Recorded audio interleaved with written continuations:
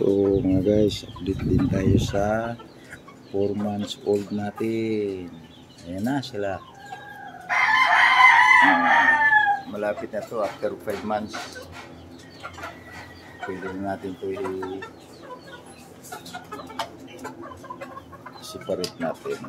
Lalagay natin sa kanilang mga silda. Ano mga guys? Medium high species mga guys. Meron tayong Boston Ramhead na 4 na piraso, F1 na bullet natin versus Hatch 3 piraso, tsaka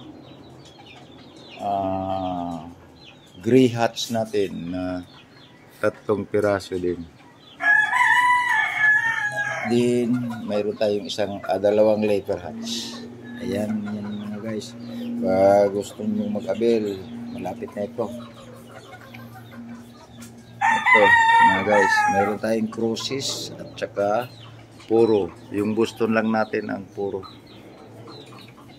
Ayan, update lang tayo mga guys. Thank you.